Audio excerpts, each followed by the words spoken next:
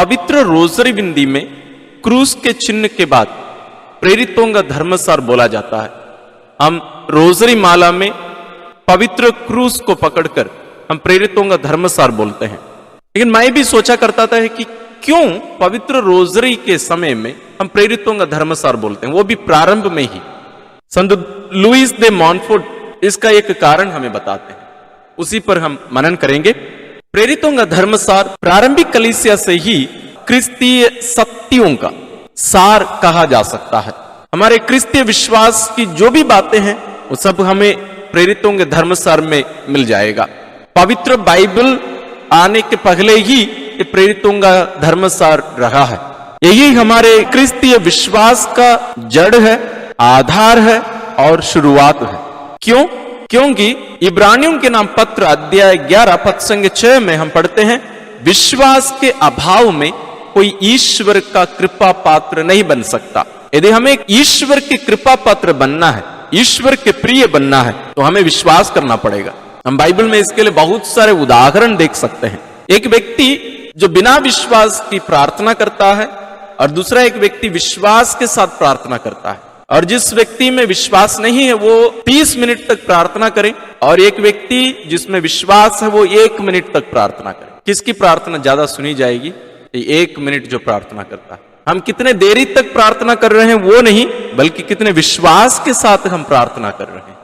इसलिए प्रभु यीशु भी कहे हैं, जब तुम प्रार्थना में कुछ मांगते हो तुम विश्वास कर लो कि तुम्हें वो मिल गया, मिलेगा नहीं, मिल गया है।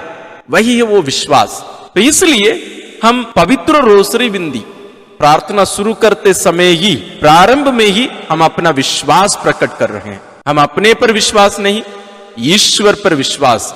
वो भी हम जो ईश्वर के बारे में सोच रहे हैं वो नहीं, बल्कि ईश्वर अपने पुत्र के द्वारा जो कुछ प्रकट किए हैं उन सभी बातों को हम प्रकट करते हैं कि यही मेरा विश्वास है, यही हमारा विश्वास। हम प्रेरितों के धर्मसार में जो शब्द प्रयोग किए गए हैं उन पर हम मनन नहीं करेंगे, लेकिन सबसे पहले ही वाक्य में जो शब्द प्रयोग करते हैं, असली में अंग्रेजी में ये बहुत ही सरल है, आई बिलीव इन गॉड, मैं ईश्वर में विश्वास करता हूं।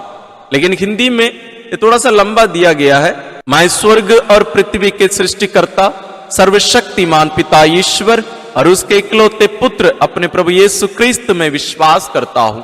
मतलब इसका सार यदि हम कहें तो वो यह है कि मैं ईश्वर में विश्वास करता हूं। ईश्वर में विश्वास करना मतलब ये बहुत बड़ी बात होती है। ये 3 शब्द हैं, मैं ईश्वर में विश्वास करता हूं। 3-4 शब्द हैं, लेकिन इसमें हम बहुत कुछ कर डाल रहे हैं।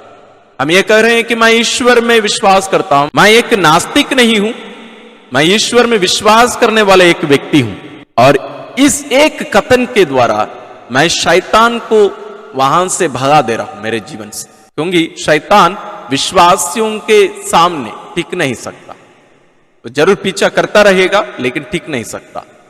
तो हम जब विश्वास प्रकट करके प्रार्थना शुरू कर रहे हैं, हम ईश्वर के सामने उपस्थित होकर एक विश्वासी के रूप में, एक बेटे के रूप में, बेटी के रूप में वहां हम उपस्थित होकर ये प्रार्थना हम शुरू करते हैं। और बहुत सारे संत लोग इस प्रेरितों के धर्मसार को शैतान को भगाने के लिए उपयोग करते थे, दूसरों के लिए केवल नहीं, अपने लिए भी। वास्तव में हम इन दिनों में, हमारे समय में बहुत कम हम इसका प्रयोग करते हैं, लेकिन प्रारंभिक कलीसिया में और बीच में भी और महान संतों के जीवन में हम पढ़ें और लेखों में हम देखें तो इस प्रेरितों के धर्मसार को बहुत सारे संत लोग एक बहुत बड़े एक हथियार के रूप में ये प्रयोग किया करते थे। और उसी के साथ हम पवित्र रोसरी बिंदी शुरू करते हैं। और मैं मेरे लोगों से यही कहा करता हूं कि ईश्वर हमें जो कुछ देना चाहते हैं, मान लीजिए वो एक कमरे में बंद है, एक घर में, एक स्टोर रूम में बंद करके रखा हुआ है, तो उसको हमें प्राप्त करने के लिए क्या करना पड़ेगा?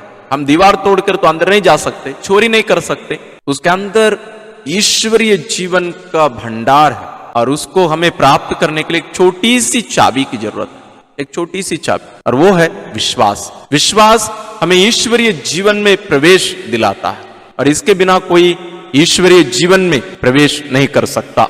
और यहां पवित्र रोसरी बिंदी में हम यहां प्रेरितों के धर्मसार रूपी इस चाबी को प्रयोग करके हम प्रभु यीशु के जीवन में प्रवेश कर रहे हैं।